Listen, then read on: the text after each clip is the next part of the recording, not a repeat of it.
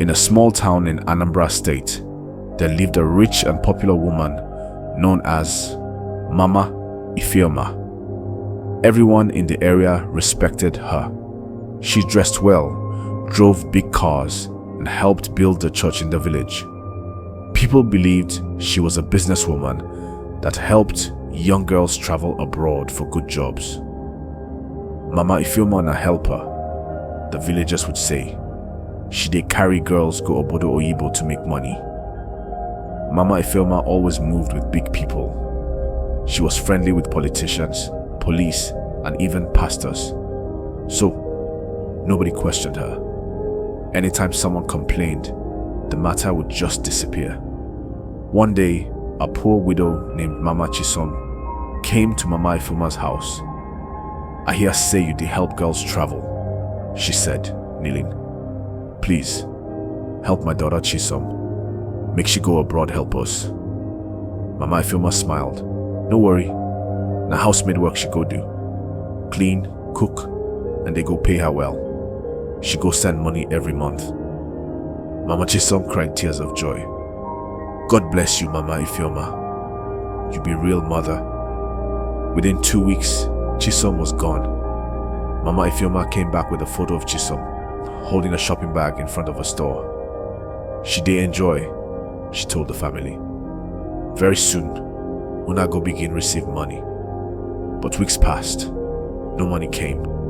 No call. Nothing.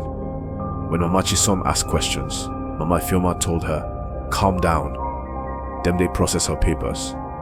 Mama Ifeoma continued her trips. Every month, she carried 1 or 2 girls, all from poor families, all with dreams of a better life. In the village, many mothers begged her, "Take our daughters too." Nobody knew the truth. The girls were not working as housemaids. They were being used, some as sex workers, others in hard labor. Some were lost, some dead. But Mama Ifeoma didn't care. She was making millions. She had houses in Lagos, Abuja, and even Ghana. She paid her way out of anything. The people at the top, immigration officers, embassy workers, police, protected her. But something was coming. Someone was watching. And soon, the truth would begin to surface. The village that once praised Mama Ifeoma started to whisper behind her back. Too many girls were gone. Too many mothers had not heard from their daughters in months. One of them was Nkechi, a bright 19-year-old girl who left with Mama Ifeoma 3 months ago. Her mother, Auntie Blessing, was beginning to worry. "I never hear from my pikin," she told her pastor. "Them no even send small money. Mama Ifeoma just they dodge me." The pastor nodded. "That woman they powerful, but make we pray." But prayers alone were not enough. Nkechi's cousin, Obiora, who lived in Lagos, had his doubts. He never trusted Mama Ifeoma. He started digging. Through a contact at the airport, Obiora found out that Nkechi didn't land in the country Mama Ifeoma claimed. He was shocked. He called his auntie. "Mommy, I think say Nkechi dey in danger. I go check something." At the same time, a girl named Sandra, who escaped from Italy back to Nigeria, was in a safe house in Lagos. She had been trafficked by Mama Ifeoma 2 years ago, but managed to run from the house where she was being used. Sandra was broken, skinny, and scared, but she had a story, and she was ready to talk. She told the NGO worker that Mama Ifeoma carry me go. She lie say na nanny work. But when we reach, them collect my passport, lock me inside room, then force me to a shower. The NGO recorded everything. Sandra gave names, dates, photos, proof. The NGO had been looking for a way to bring Mama Ifeoma down for years. This was their chance. Meanwhile, in the village, Obiora gathered more stories. 5 girls, same pattern, same lies, same silence. He made a post on social media with Sandra's story and tagged journalists. The post began to go viral. People started asking questions. Wait, oh, not the same Mama Ifeoma? You mean saying a lie she did lie give us? Where all those girls where she carry? Mama Ifeoma was in Abuja when the post blew up. She laughed it off. Small internet noise, she said. I go settle am. But this time, the storm was different. Eyes were opening. People were talking. And now, even some of her top connections were beginning to distance themselves. Because when truth did come, power no fit stop 'em. Mama Ifeoma returned to the village to do damage control. She called a meeting at a community hall and invited all the parents whose daughters she had helped travel. She walked in wearing lace, gold jewelry, and dark shades. My people, she said with a calm smile, no mind wetin dem they talk online. All na fake news.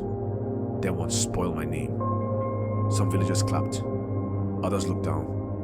A few started murmuring. But then Auntie Blessing stood up. Her voice shook, but she spoke boldly. Where are my daughter and Kichi? 3 months don't pass. You no gree give us her phone number. No money, no message. The only picture you bring. Others joined her. Mama Ejima, Iya Titi, Ebre's uncle. They all asked the same question. Where are our daughters? Mama Ifeoma kept smiling. I did work on their papers.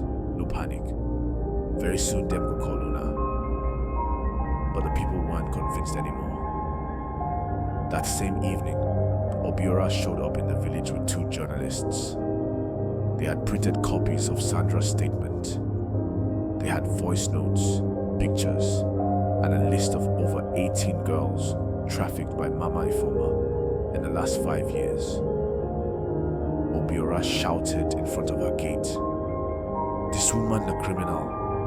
She dey sell our girls. She like give us, saying a cleaner walk." Crowd gathered. Mama Ifeoma's boys tried to chase them, but people refused to go. Somebody called the police. But when they arrived, Mama Ifeoma made a call, and the police left quietly. That night, she packed her bags to travel.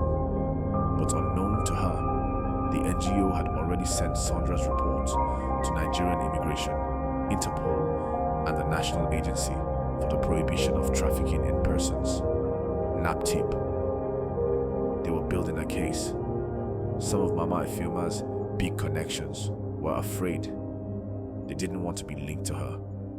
They started ignoring her calls. One man warned her, better stay low. People they look you now, you don't too expose. But Mama Ifeoma was proud. Who go touch me? I be untouchable, she said. What she didn't know was that her empire was already cracking from the inside. One of her closest assistants, Kioma, had also turned her back on her. Kioma was tired of the blood money.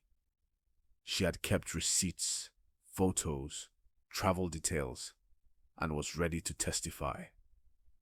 The day of reckoning was near. One hot afternoon, as Mama Ifeoma stepped out of a beauty salon in Abuja, 4 plainclothes officers surrounded her car.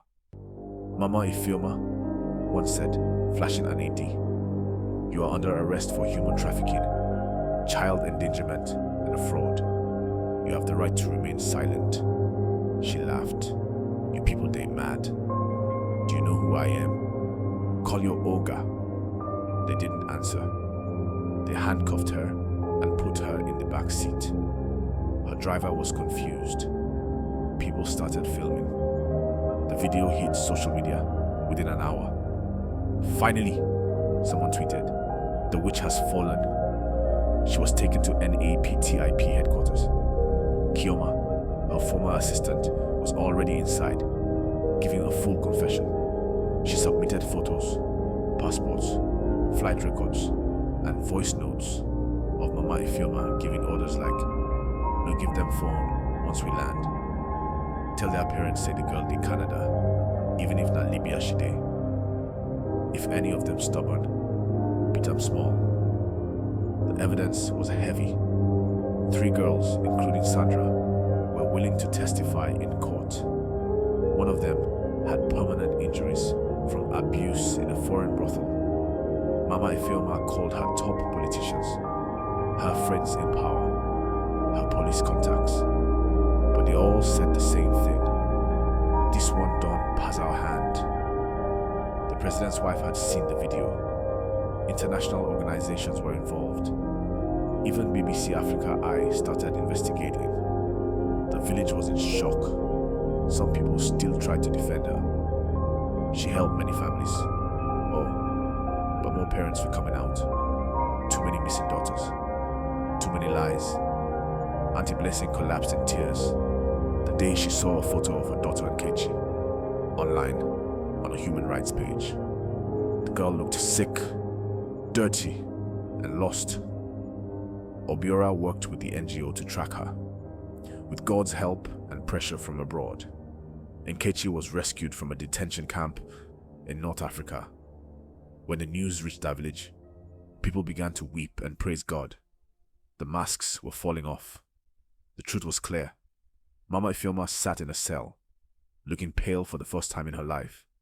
No makeup, no jewelry, no fans, no phone. Just silence. She was no longer the madam. She was now inmate number 4,291. The courtroom was packed. Journalists, parents, NGO workers, even international observers were present. Cameras outside, police everywhere. Mama Ifeoma sat in the dock wearing a plain wrapper and blouse. No lace, no wig, no perfume. Her face was tired, but she still tried to act bold. The judge entered. Silence filled the room. "Court!" the clock shouted. The trial began. Sandra took the stand. Her voice shook, but her words were strong. "This woman destroyed my life. She promised nanny work, but sold me like I was a goat." Kioma stood too. She confessed everything she had helped Mama Ifeoma do.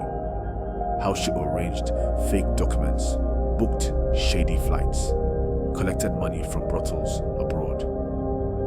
Obiora, the cousin who raised the alarm, submitted printed online chats, emails, and flight records. The evidence was everywhere. Mama Ifeoma's lawyer tried to argue that she was only helping girls find jobs, but it didn't fly. The judge was not blind. The world was watching. After months of court sessions, the final day came. The judge looked straight at Mama Ifeoma. "You used your influence and wealth to destroy lives. You deceived poor families. You trafficked innocent girls for your own gain. This court finds you guilty on all charges." He paused. "You are hereby sentenced to 45 years in prison, with no option of fine." Gasps filled the room. Some cried. Others clapped. Mama Ifeoma sat still, shocked. She thought she was untouchable. But now, even her big people had dropped her like hot coal. In the village, word spread fast. Mama Ifeoma don't go prison. God don't catch her. One by one, the surviving girls returned home. Some with scars, others with hope. The community held a Thanksgiving service. Even the local church that once praised Mama Ifeoma held a special prayer for healing and justice. Auntie Blessing held her daughter Nkechi and wept. My Pekin, God knows sleep." Sandra started a support group for girls who had gone through similar things. Obiora continued to work with NGOs to protect young girls from trafficking. And Mama Ifeoma, she now swept prison corridors. Her name forgotten. Her power gone. The same hand she used to sign fake documents now cleaned toilet floors. Because when evil wears lace and perfume, it may look rich. But one day, the truth will tear the wrapper off. Thanks for watching this story. Don't forget to like, comment, share and subscribe to my channel for more interesting stories.